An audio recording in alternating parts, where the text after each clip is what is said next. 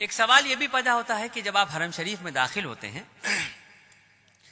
تو یہ طواف اللہ پاک کیوں کرواتے ہیں؟ عجیب سا سوال ہے نا بھائی. آپ اللہ کے مہمان بن کے گئے ہیں، آپ کی تو خاطرداری بٹھال کے کرانی چاہیے تھی، دستر لگنا چاہیے تھا. یہ اللہ پاک طواف کیوں کرا رہے ہیں اپنے گھر کا؟ آدم علیہ السلام کو جب اللہ رب العزت نے بنایا، فرشتوں کو جب یہ حکم دیا کہ آدم کو سجدہ کرو، اللہ رب العزت نے آدم علیہ السلام کا اور فرشتوں کا ذہنی اعتبار سے مقابلہ کروایا، اور اس ذہنی اعتبار کے مقابلے میں آدم علیہ السلام کی جیت ہوئی، اور فرشتوں نے 7ویں آسمان پہ بیت المعمور کے نام سے اللہ کا ایک گھر ہے اس کا طواف کیا.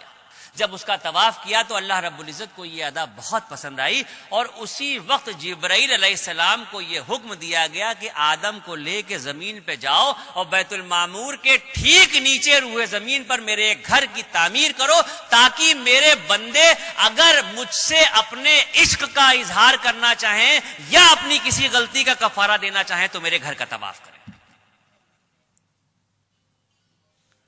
اگر مجھ سے اپنے عشق کا اظہار کرنا چاہیں یا اپنی کسی غلطی کا کفارہ دینا چاہیں تو میرے اس گھر کا طواف کریں.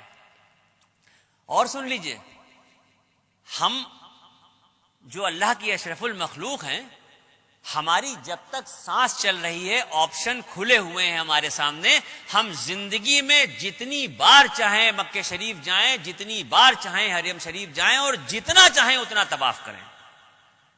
لیکن وہ جو بیت المعمور کے نام سے اللہ کا گھر ہے جس کے فرشتے صرف طواف کرتے ہیں، تو 70,000 فرشتے روز اس گھر کا طواف کرتے ہیں، اور ایک بار جو فرشتہ طواف کر رہا ہے قیامت تک اس کا دوبارہ نمبر نہیں آئے گا. اتنے فرشتے ہیں، اس درجہ طواف ہو رہا ہے کہ ایک بار جو طواف ہو رہا ہے وہ دوبارہ نہیں آئے گا. اب یہ جو زمین پہ خانہ کعبہ کی تعمیر ہوئی، تو اب تو ترقی ہو چکی ہے دنیا میں، ہر چیز آسان ہو گئی ہے. آپ گوگل پہ دیکھ سکتے ہیں، نقشہ اٹھا کے دیکھ سکتے ہیں، موبائل پہ دیکھ سکتے ہیں، کسی بھی طرح سے اگر آپ دیکھنا چاہیں آپ گوگل کے نقشے پہ جا کے دنیا کا نقشہ ڈالیے، اور دنیا کے نقشے پہ جب آپ دیکھیں گے تو پوری دنیا آپ کو گول دکھائی دے گی. یہ تو نقشے کے دیکھے بغیر بھی سب کو پتا ہے کہ دنیا گول ہے.